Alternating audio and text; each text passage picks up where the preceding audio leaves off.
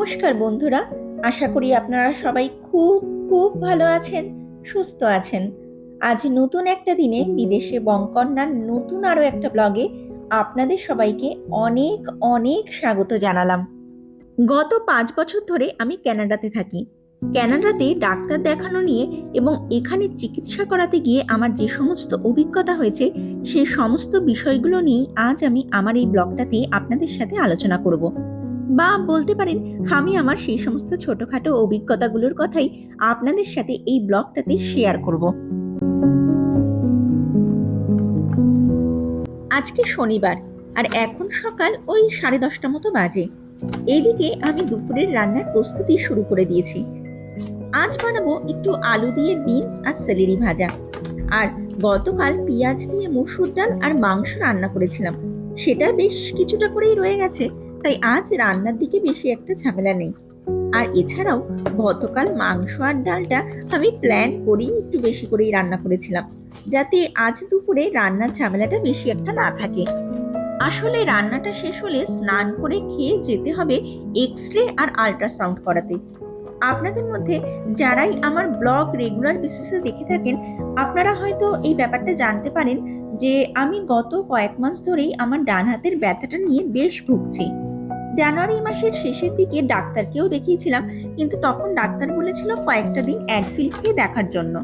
তারপরেও যদি ব্যথাটা না কমে তাহলে আবার ওনাকে গিয়ে দেখানোর জন্য। আর আপনাদের জন্য জানিয়ে রাখি, অ্যাডভিল হচ্ছে কানাডার এমন একটা ওষুধ যেটা এখানকার প্রত্যেকটা বাড়িতেই মোটামুটি থাকে। কারণ এই ওষুধটা জ্বর কমাতে, মাথা ব্যথা কমাতে বা গা হাত পায়ে ব্যথা হলে সেটা কমাতে, এমনকি যদি মাসেল পেন হয় সেটা কমাতেও সাহায্য করে। ঠিক যেমন আমাদের দেশে বেশিরভাগ ঘরে গ্যাসের ওষুধ আর প্যারাসিটামল রাখা থাকে, এখানেও মোটামুটি প্রত্যেকটা ঘরেই এই অ্যাডভিল নামের ওষুধটা রাখা থাকে। আরেকটা ওষুধও এখানে প্রত্যেকটা ঘরেই থাকে, আর সেটার নাম হচ্ছে টাইনানল। এটাও ওই অ্যাডভিল নামের ওষুধটার মতনই সেম কাজেই লাগে। তো যাই হোক, জানুয়ারি মাসে ডাক্তার দেখানোর পর ডাক্তার আমাকে ওই অ্যাডভিল ওষুধটাই কয়েকদিন খাওয়ার জন্য বলেছিল। তো উনি যা বলেছিলেন সেই হিসেবেই আমি কয়েকদিন, মানে ধরুন টানা 1 সপ্তাহ মতো অ্যাডভিল খেয়েছিলাম, এবং ওষুধটা খাওয়ার পর বেশ কিছুদিন ব্যথাটা কমও ছিল। কিন্তু তারপর মানে ঠিক 1-1.5 মাস পর থেকে হাতের ব্যথাটা আবার মাঝে মাঝেই অনুভব করছিলাম। তো সেই ব্যাপারটা জানানোর জন্য যখন ডাক্তারকে কল করেছিলাম, আর একটা ব্যাপার, এখানে কিন্তু আবার ডাক্তারকে ডাইরেক্ট কল করা যায় না। ওনার সাথে কন্ট্যাক্ট করার জন্য কোনো রকম কোনো ফোন নাম্বার কোথাও দেওয়া থাকে না। ডাক্তার দেখানোর জন্য বা ডাক্তারের সাথে কোনো রকম কোনো শারীরিক সমস্যা নিয়ে কনসাল্ট করার জন্য ডাক্তার যে ক্লিনিকে বসেন সেই ক্লিনিকে কল করে অ্যাপয়েন্টমেন্টটা নিতে লাগে। আর নয়তো ডাইরেক্ট ওয়াক-ইনে গিয়েও দেখানো যায়। তবে যে সমস্ত পেশেন্টরা অ্যাপয়েন্টমেন্ট নিয়ে যান তাদের চেক আপ একটু তাড়াতাড়ি হয়, আর ওয়াক-ইনে দেখাতে গেলে একটু বেশি সময় বসে থাকতে লাগে। আর এই ব্যাপারটা সম্পূর্ণই আমি আমার নিজস্ব অভিজ্ঞতা থেকেই আপনাদেরকে বললাম। তো সেই জন্য যিনি আমাদের ফ্যামিলি ডক্টর, উনি যে ক্লিনিকে বসেন সেখানে কল করেছিলাম অ্যাপয়েন্টমেন্টটা নেওয়ার জন্য। কারণ আমার হাতে ব্যথাটা তখন আবার ধীরে ধীরে বাড়তে শুরু করে দিয়েছিল, এবং যখন ক্লিনিকে কল করেছিলাম তখন জানতে পারি উনি সেই ক্লিনিক ছেড়ে দূরে কোথাও একটা চলে গেছেন। এখন উনি ওই ক্লিনিকে আর বসেন না। কথাটা শুনে রীতিমতো ছোটখাটো একটা ধাক্কা লেগেছিল জানেন, কারণ বেশি দূরে গিয়ে ডাক্তার দেখানো আমাদের পক্ষে সম্ভব নয়। ফার্স্ট অফ অল, একে তো আমাদের গাড়ি নেই, এবং সেকেন্ডলি এখানে সবাই যেটা প্রেফার করে থাকে যে ফ্যামিলি ডক্টর যিনি হবেন তিনি বাড়ির আশেপাশে যে ক্লিনিকগুলো থাকে সেখানে কোথাও একটা বসলেই ভালো, তাতে আপদে বিপদে টুক করে ডাক্তারের কাছে পৌঁছে যাওয়া যায়। আর এই ক্যানাডাতে ফ্যামিলি ডক্টরের কনসেপ্টটা প্রচণ্ডভাবেই রয়েছে। প্রত্যেকটা ফ্যামিলির একটা করে ফ্যামিলি ডক্টর থাকতে হবে। তবে চাইলে বাড়ির আশেপাশে যে ক্লিনিকগুলো থাকে সেখানে ওয়াক-ইনে গিয়েও ডাক্তার দেখানো যায়। কিন্তু ওই যে আপনাদেরকে বললাম, এখানে একটা ফ্যামিলি ডক্টরের কনসেপ্ট রয়েছে। আর আমি কানাডাতে আসার পর থেকে প্রথম থেকেই একটা ডক্টরের কাছেই সবসময় দেখাতাম, আর উনিই আমাদের ফ্যামিলি ডক্টর ছিলেন। কিন্তু ওই যে একটু আগেই আপনাদেরকে বললাম, 2-2.5 মাস আগে জানতে পারলাম উনি এখন দূরে কোনো একটা ক্লিনিকে বসেন। আমার বাড়ির কাছে যে ক্লিনিকটা রয়েছে সেখানে উনি আর বসেন না। আর এই খবরটা আমাকে এবং আমার হাজবেন্ডকে ছোটখাটো একটা ধাক্কা দিয়েছিল এই কারণেই যে বর্তমান সময় কানাডার মেডিকেল সিস্টেম কিন্তু রীতিমতো তালবেতাল খাচ্ছে। ইমিগ্রেন্টস বা যতটা পরিমাণ মানুষ এই দেশে প্রত্যেক বছর ঢুকছে, তাদের কোনো রকম কোনো শারীরিক সমস্যা যদি হয়, তাদের ট্রিটমেন্টের জন্য সেই পরিমাণ ডক্টর এবং নার্স কানাডাতে এখন কিন্তু একদমই নেই। বর্তমান সময়ে কানাডাতে ডাক্তার এবং নার্সদের শর্টেজ প্রচণ্ডভাবে লক্ষ্য করা যাচ্ছে। আর সেই কারণে নতুন যারাই কানাডাতে আসছেন তাদের মধ্যে বেশিরভাগ মানুষজনই কিন্তু ফ্যামিলি ডক্টর পাচ্ছেন না। আর এই ক্রাইসিসের সময় আমাদের ফ্যামিলি ডক্টরও দূরে চলে গেলেন, এবং সেই কারণে আমরাও কিন্তু এখনো পর্যন্ত কোনো ফ্যামিলি ডক্টর খুঁজে পাইনি। তো যাই হোক, হাতের ব্যথাটা যখন বাড়ছে কোনো একটা ডাক্তারের কাছে তো যেতেই লাগবে, উপায় নেই। তাই 2-3 সপ্তাহ আগে চলে গেছিলাম আমাদের বাড়ির কাছে যে ক্লিনিকটা রয়েছে সেখানেই ওয়াকিনে একটা ডক্টরকে দেখানোর জন্য। আর ওয়াকিনে ডক্টর দেখাতে গিয়ে বসে থাকতে হয়েছিল প্রায় 2.5-3 ঘন্টার মতো। তারপর গিয়ে ডাক্তার দেখাতে পেরেছিলাম জানেন। এবং ডাক্তারের সাথে যখন আমার হাতে ব্যথার সমস্যাটা নিয়ে কথা বলছিলাম, উনাকে এই ব্যাপারটাও তখন বলেছিলাম যে আমাদের ফ্যামিলি ডক্টর যিনি ছিলেন তিনি দূরে চলে গেছেন, এবং সেই জন্য আমরা একজন ফ্যামিলি ফিজিশিয়ান খুঁজছি, এবং উনার কাছে আবেদনও রেখেছিলাম যাতে উনি আমাদের ফ্যামিলি ডক্টর হন। কিন্তু উনি রাজি হননি, কারণ উনার কাছে নাকি অলরেডি অনেক পেশেন্ট রয়েছে। যদি কোনো পেশেন্ট উনাকে ছেড়ে চলে যান, সেক্ষেত্রে উনি আমাদেরকে জানাবেন। অর্থাৎ বুঝতে পারছেন কানাডার মতো একটা দেশে চিকিৎসা ব্যবস্থার কি অবস্থা হয়ে রয়েছে। এমনকি আজকাল তো কানাডার নিউজ চ্যানেল এবং নিউজ পেপারগুলো থেকে এমন খবরও শোনা যাচ্ছে যে কানাডাতে বসবাসকারী 6 মিলিয়ন মানুষের নাকি এখন কোনো ফ্যামিলি ডক্টরই নেই। অর্থাৎ বর্তমান সময় মাত্র 4 কোটি জনসংখ্যার এত বড় এই দেশটাতে 60 লক্ষ মানুষের কোনো ফ্যামিলি ফিজিশিয়ানই নেই। কানাডার মতো একটা উন্নত দেশের নিউজ চ্যানেলগুলোতে যখন এইসব খবরগুলো শুনি না, তখন সত্যিই খুব অবাক লাগে। শুধু এইটুকুই নয় জানেন, কানাডার চিকিৎসা ব্যবস্থার এতটাই অবস্থা খারাপ যে কোনো রকম কোনো সার্জারি করানোর জন্য বা কোনো স্পেশালিস্ট দেখানোর জন্যও নাকি অপেক্ষা করতে লাগছে প্রায় 8 থেকে 10 মাসের কাছাকাছি। আর এইদিকে এখন আমি যে সবজিটা খাচ্ছি এটার নাম হচ্ছে সেলেরি। এটাও আমি আলু বিনসের সাথে দিয়ে একসাথে ভেজে নেব। যদিও এখানকার মানুষজন এই সবজিটাকে কাঁচা কাঁচা স্যালাডের মধ্যে দিয়ে খায়, কিন্তু আমরা ওরকম ভাবে খেতে পারি না দেখে একটু হালকা করে ভেজে নিয়ে তারপর খাই। আর এই সেলেরি সবজিটা কিন্তু ভীষণ রকম পুষ্টিগুণে সমৃদ্ধ জানেন। মানে সহজ ভাষায় বলতে গেলে এই সবজিটা কিন্তু স্বাস্থ্যের পক্ষে ভীষণ উপকারী, কারণ এই সবজিটাতে রয়েছে হাই ফাইবার, পটাশিয়াম, ভিটামিনস এবং অ্যান্টিঅক্সিডেন্টস, এবং তার সাথে সাথে এই সবজিটাতে রয়েছে 95% জল। এবং তার ফলে যারা ওয়েট লুজ করতে চায় বা যাদের কনস্টিপেশনের সমস্যা রয়েছে তাদের জন্য কিন্তু এই সবজিটা ভীষণ রকম উপকারী। এমনকি এটাও বলা হয় যে এই সেলেরি সবজিটা যদি রেগুলার বেসিসে খাওয়া যায় তাহলে নাকি যাদের অ্যাস্থমার সমস্যা রয়েছে সেটা নাকি ধীরে ধীরে কমে যায়। তো যাই হোক, তখন যে কথাটা আপনাদেরকে বলছিলাম, আমাদের ফ্যামিলি ডক্টর দূরে চলে যাওয়ার কারণে ওয়াকিনে গিয়ে অন্য একটা ডক্টর দেখানোর পর, মানে আমার হাতের ব্যথার কথাটা ওনাকে জানানোর পর, উনি আমার হাতের এক্স রে এবং আল্ট্রাসাউন্ড করতে দিয়েছিলেন, যেটা আজ আমি একটু পরে করাতে যাব। একটু পরে মানে ধরুন ওই এক্স রে করানোর অ্যাপয়েন্টমেন্টটা রয়েছে আজ দুপুর 2টোর সময়, কিন্তু 10 মিনিট আগে ক্লিনিকে চলে যেতে বলেছে। আর এক্স রে করানোর ক্লিনিকটা আমার বাড়ি থেকে ওই 20 মিনিটের দূরত্বেই রয়েছে। তাই এই রান্নাটা সেরে স্নান করে খেয়ে তারপরে ধরুন ওই 1:15-20 নাগাদই ঘর থেকে বেরিয়ে যাব। এইদিকে আমার যত যা সবজিপাতি কাটার ছিল সব কাটাকাটি করা হয়ে গেছে। চলুন এখন রান্নাটা সারতে থাকি আর এখানকার চিকিৎসা ব্যবস্থা নিয়ে বাকি কথাগুলো আপনাদের সাথে আলোচনা করতে থাকি।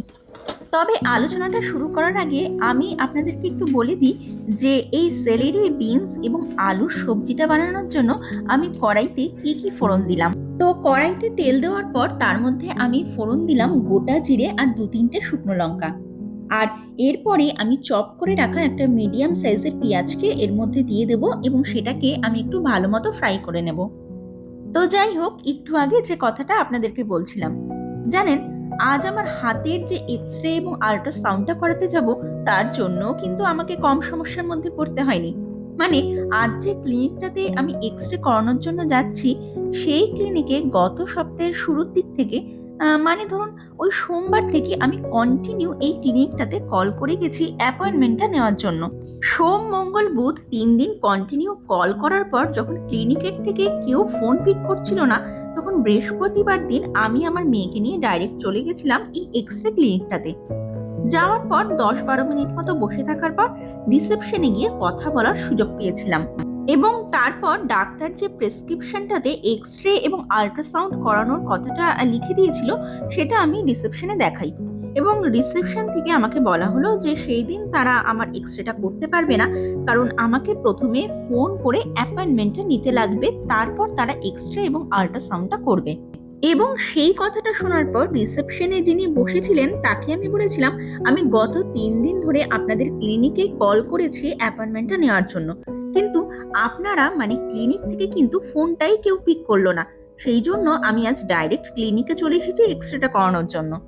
এবং তখন সেই রিসেপশনিস্ট আমাকে যে উত্তরটা দিল, সেটা শুনে রীতিমতো আমার রাগও হয়েছিল, এবং বেশ খানিকটা কিন্তু আমি অবাকও হয়ে গেছিলাম, কারণ ফোন না তোলার যে কারণটা উনি আমাকে তখন বেশ নম্র এবং ভদ্রভাবে দিয়েছিলেন, সেটা হচ্ছে ওই সপ্তাহটাতে উনারা নতুন কোনো পেশেন্ট নিতে পারবেন না দেখে নাকি কোনো রকম কোনো ফোনও তারা রিসিভ করছেন না।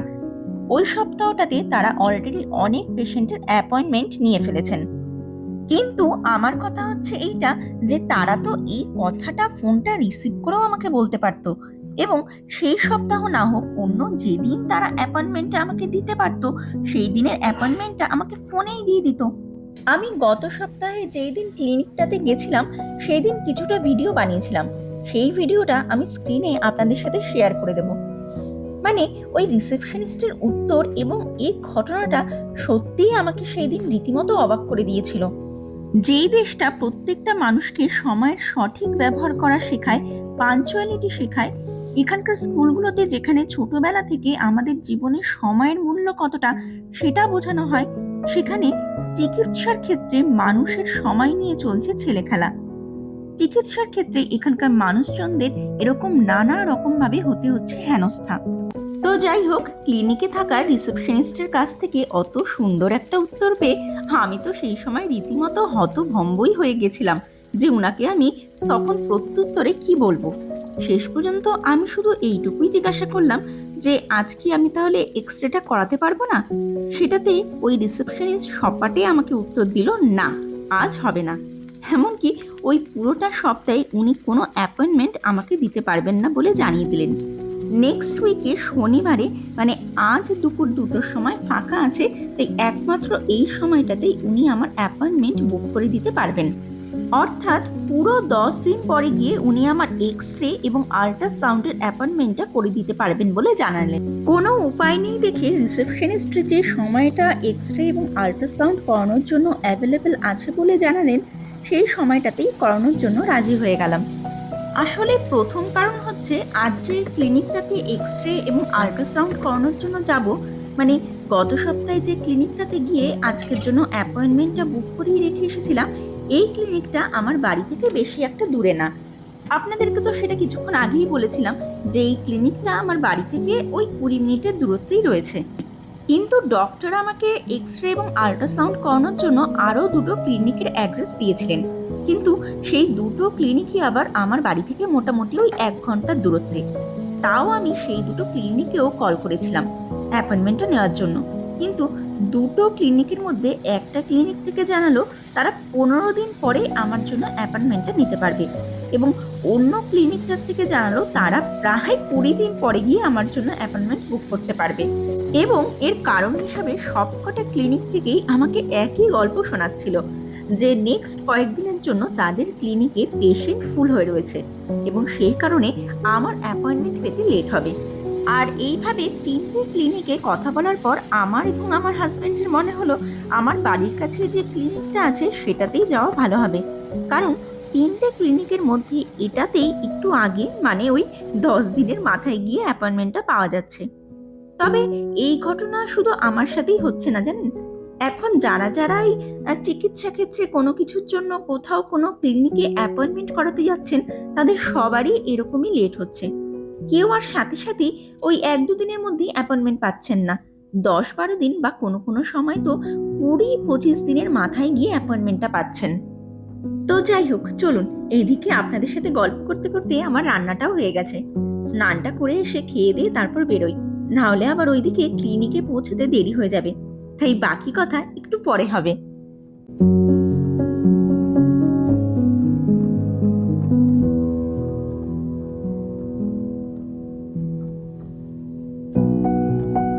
এখন দুপুর ওই 1:20-25 মতো বাজে।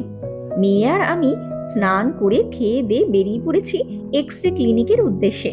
আর আজকে বাইরে না ভীষণ সুন্দর রোদ উঠেছে, আর সেটা তো আপনারা আমার এই ভিডিওটা দেখেই বুঝতে পারছেন। তবে গরমকালের মতো যতটা প্রখর এবং ঝলমলে রোদ দেখতে পাচ্ছেন, ততটা গরম কিন্তু এখানে এখনো পর্যন্ত পড়েনি, জানেন। আর সেটা তো আপনারা আমাদের পোশাক আশাক দেখেই বুঝতে পারছেন। এখনো বাইরে বেরোলে গায়ে একটা জ্যাকেট চাপিয়েই বেরোতে লাগে, কারণ বাইরে এখন ওই 13 ডিগ্রি মতো তাপমাত্রা চলছে। অর্থাৎ না খুব কনকনে ঠান্ডা আর না খুব একটা গরম, তাই একটা জ্যাকেট চাপিয়ে তো বেরোতেই লাগছে। তবে হ্যাঁ, আজ এখানে যে ওয়েদার সেটা কিন্তু সত্যি একদম পারফেক্ট বসন্তের ওয়েদার। ঘর থেকে বাইরে বেরিয়ে বেশ ভালোই লাগছে। আর এইদিকে এখন যে ক্লিনিকটাতে আমরা যাচ্ছি সেখানে পৌঁছানোর জন্য একটা ট্রেন ধরতে লাগবে। তাই আমি আমার মেয়ে দুজনে মিলে যাচ্ছি স্টেশনের দিকে। ওর বাবা খেয়ে দিয়ে আমাদের আগেই ঘর থেকে বেরিয়ে গেছিল। আসলে ওর বাবার আজকে আবার ব্যাংকে একটা কাজ আছে, তাই ও আমাদের আগেই ঘর থেকে বেরিয়ে ব্যাংকে চলে গেছে। আর ব্যাংকের কাজ সেরে ও ব্যাংক থেকে ডাইরেক্ট স্টেশনে চলে আসবে। আর ওই দেখুন একজনের কাণ্ড, দেখতে পাচ্ছেন আপনারা? দূরে ওই বিল্ডিংটার ব্যালকনির গার্ডওয়ালটার দিকে দেখুন, কেমন অ্যাকশন হিরোদের মতো কেরামতি দেখাচ্ছে, একবার দেখুন। যাই হোক, চলুন এখানে আর দাঁড়িয়ে থেকে সময় নষ্ট করে লাভ নেই, স্টেশনের দিকে যাই। ঠিক সময় ক্লিনিকে পৌঁছতে না পারলে আবার সমস্যা হয়ে যাবে। এমনিতেই অনেক দিন পরে অ্যাপয়েন্টমেন্টটা পেয়েছি। জানেন, এখানে আবার অ্যাপয়েন্টমেন্ট বুক করে রাখলে সেই অ্যাপয়েন্টমেন্টটা যদি আপনি কোনো কারণে ক্যান্সেল করাতে চান, সেক্ষেত্রে 24 থেকে 48 ঘন্টা আগে সেই ক্লিনিকে আপনাকে কল করে সেই অ্যাপয়েন্টমেন্টটা ক্যান্সেল করাতে লাগে। আর যদি আপনি সেই সময়ের মধ্যে, মানে ঠিক সময়ের মধ্যে আপনার অ্যাপয়েন্টমেন্টটা ক্যান্সেল করাতে না পারেন, সেক্ষেত্রে কিন্তু একটা জরিমানা দিতে হয়। এবং জরিমানাটা কিন্তু কম নয়। অ্যাপয়েন্টমেন্ট অনুযায়ী আপনি যদি সেই ক্লিনিকে না যান, সেক্ষেত্রে মোটামুটি ধরুন $50 থেকে $70 মতো একটা ফাইন দিতে হয়। মানে ধরুন দেশের টাকার প্রায় ওই 3 থেকে 4,500 টাকার মতো একটা ফাইন দিতে লাগে। কানাডার চিকিৎসা ব্যবস্থা নিয়ে আরো একটা অভিজ্ঞতার কথা আপনাদের সাথে একটু শেয়ার করি, চলুন। আমি কানাডাতে এসেছি 2019 সালে। সেই বছর এখানে আসার পর যখন প্রথমবার হেলথ চেক আপ করাই, তখন সেই রিপোর্টে হঠাৎ করে আমার থাইরয়েড ধরা পড়েছিল। দেশে থাকতে যেটা আমার কখনো কোনো সময় ধরা পড়েনি, কিন্তু এখানে আসার পর হঠাৎ করে জানি কিভাবে সেটা ধরা পড়েছিল। তো যাই হোক, ডাক্তার সেই রিপোর্ট দেখার পর থাইরয়েডের জন্য আমাকে একটা স্পেশালিস্ট রেফার করেছিল। এবং আমার মনে আছে আমি সেই স্পেশালিস্টের অ্যাপয়েন্টমেন্ট পেয়েছিলাম 7 মাস পরে গিয়ে। মানে কি বলবো, এখানে এরকমই হয় জানেন। কারোর যদি কোনো কারণের জন্য স্পেশালিস্ট দেখানোর দরকার পড়ে, তার অ্যাপয়েন্টমেন্ট পেতে পেতে 1 বছরের কাছাকাছি সময় লেগে যায়। আগে তো তাও অ্যাপয়েন্টমেন্টগুলো 6 মাসের মধ্যে পাওয়া যেত, কিন্তু যত দিন যাচ্ছে স্পেশালিস্টের অ্যাপয়েন্টমেন্ট পাওয়ার অপেক্ষাটাও ততটাই দীর্ঘ হয়ে যাচ্ছে। আর এইদিকে আমি আর আমার মেয়ে স্টেশনে পৌঁছানোর সাথে সাথেই একদিক থেকে ট্রেন এবং অন্য দিক থেকে আমার হাজবেন্ড দুজনেই এসে হাজির হয়ে গেছে। একদম পারফেক্ট টাইমিংয়েই সবকিছু হয়ে গেছে। চলুন আরো একটা ঘটনার কথা আপনাদের সাথে একটু শেয়ার করি। গত বছর আমার চেনা পরিচিত এক মানুষের, বলতে পারেন আমার বন্ধুর মতনই, ওর একটা সার্জারি হয়েছিল। সার্জারি যেদিন হয়েছিল সেই দিন এবং নেক্সট 2 দিন ও হসপিটালেই ছিল, এবং 3 দিনের দিন হসপিটাল থেকে ওকে ছেড়ে দেওয়া হয়েছিল। হসপিটাল থেকে বাড়ি ফেরার পর আমি যেদিন ওর সাথে প্রথম দেখা করতে গেছিলাম, সেই দিন ও আমাকে বলছিল হসপিটালে যেদিন ওর সার্জারি হয়েছিল সেই দিন পুরোটা রাতে একটা নার্স 1-2বারই শুধু ওর কাছে এসেছিল ওর কিছু অসুবিধা হচ্ছে কিনা বা ওর কিছু দরকার কিনা সেটা দেখার এবং জানার জন্য।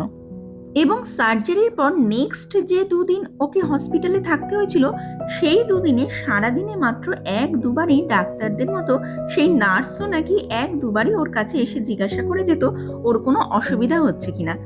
মানে যদি ওর ওয়াশরুমে যাওয়ার দরকার হতো, সেটাও নাকি ওকে নিজেকেই কোনোভাবে ম্যানেজ করতে হয়েছিল। মানে হসপিটালে সার্জারির পর নার্সদের থেকে সেরকম ভাবে কোনো সাহায্য না পাওয়ার কারণে ওর অবস্থা এতটাই খারাপ হয়ে গেছিল যে ও নাকি শুধু সময় গুনছিল যে কখন ওকে হসপিটাল থেকে ছাড়বে আর কখন ও নিজের বাড়িতে ফিরবে। আসলে আমার সেই বন্ধু বলছিল যতটা পরিমাণ পেশেন্ট সেই হসপিটালে তখন ভর্তি ছিল, ততটা পরিমাণ নার্স এবং ডাক্তার নাকি সেই সময় সেই হসপিটালে ছিল না, এবং সেই কারণে প্রত্যেকটা পেশেন্টের সাথেই একটু হলেও কোথাও একটা অবহেলা চলছিল। তবে এই ঘটনাটা কিন্তু একদমই সত্যি যে এখন কিন্তু কানাডাতে ডাক্তার এবং নার্সদের শর্টেজ প্রচন্ড রকম ভাবেই দেখা যাচ্ছে। আর এইদিকে আপনাদের সাথে গল্প করতে করতে আমি আজকে যে ক্লিনিকটাতে এক্সরে করাবো সেই ক্লিনিকটার একদম সামনেই পৌঁছে গেছি।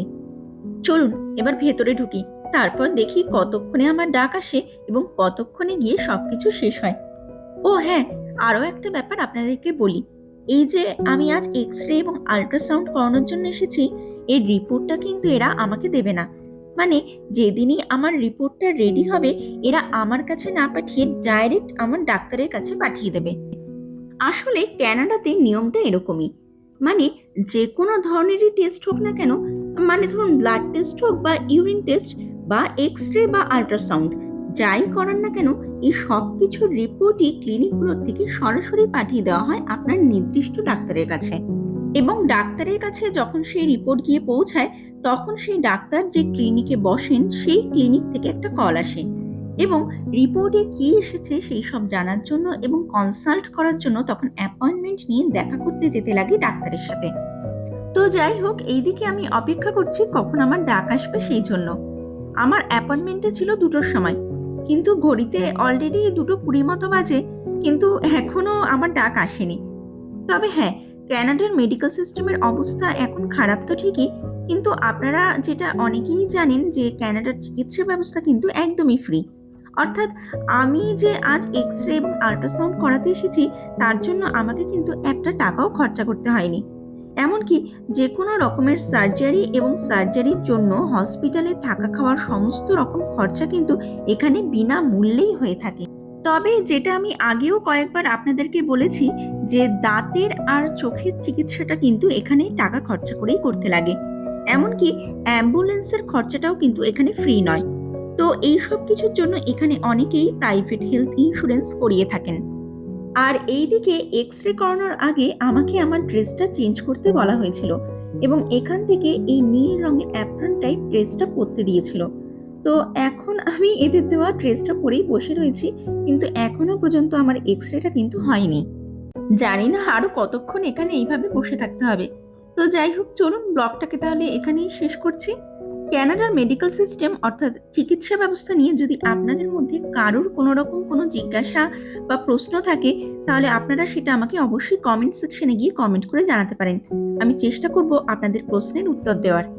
আমার আজকের এই ব্লগটা আপনাদের কেমন লাগলো সেটা কিন্তু আমাকে একটা কমেন্ট করে জানাবেন। ব্লগটা ভালো লাগলে একটা লাইক করে দেবেন, শেয়ার করবেন আর চ্যানেলটাকে সাবস্ক্রাইব করে রাখবেন আরো সুন্দর সুন্দর ভিডিও দেখার জন্য। আর যদি সম্ভব হয় তাহলে বিদেশে বংকন্যার ফেসবুক পেজটাকেও আপনারা ফলো করে নিতে পারেন। তাহলে চলুন আজকের এই ব্লগটাকে এখানেই শেষ করা যাক। দেখা হবে খুব তাড়াতাড়ি নতুন একটা ব্লগে। ততক্ষণ পর্যন্ত খুব খুব ভালো থাকবেন, সুস্থ থাকবেন। Keep smiling and keep making lots of wonderful memories. Bye bye.